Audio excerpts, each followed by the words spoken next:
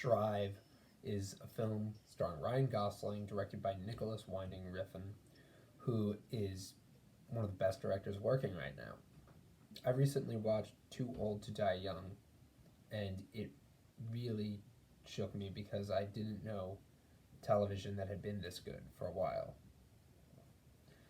Too Old to Die Young, without reviewing anything about that, is an Amazon series that Refn did, and Drive is one of his popular mainstream films. Since then, he's done The Neon Demon, he's done that series, and he's done lots of artistic works like Only God Forgives, which I'm still mixed on. We won't discuss that right now. But let's talk about Drive.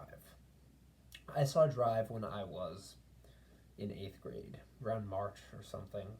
And my parents had taken the DVD out of the library because our library locally has a whole downstairs section. They've since moved upstairs. And it's just rows and rows of DVDs, one small room, actually. And there's a children's section too with DVDs, but this room just is all dramas. You'll get movies like the Bourne films, you'll get foreign films. You won't get any of that kids crap. That's somewhere else. So we picked out Drive, my parents, and I thought it looked cool. My parents had it and they were going to watch it, but they never did. I read the back of the description and it looked so interesting. It looked not like anything you would see because it was so noir. The description is a driver is forced to go underground and rescue a woman. It's very ambiguous, it's very vague, it's very intriguing.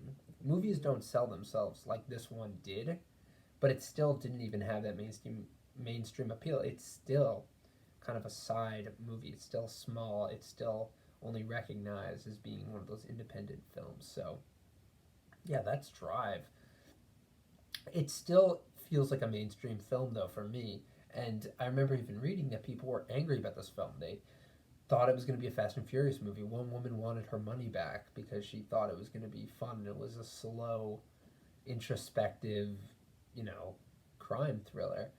But that's also what's wrong with film going audiences these days, that they want money back for a movie. Just go see the movie and enjoy it. I think that applies to all times, though. There are always going to be people who are just pains about not seeing a movie they expected. But all of that aside, Drive is just a really cool escape. It's a different movie. It's not like anything you'd usually see now. It's about a driver and he is caught between a new romance and he's caught between a crime, a life of crime, with Albert Brooks, who's wonderfully casted. There's Ron Perlman, who's also in this film. Carey Mulligan. Gosling is just, he steals the show. He's wonderful. And the film is just great. I really can't think of any other movies that I would just want to watch over and over. Drive just has that memorable feel to it. It has great direction, a great soundtrack. It's just a throwback to movies you don't get anymore.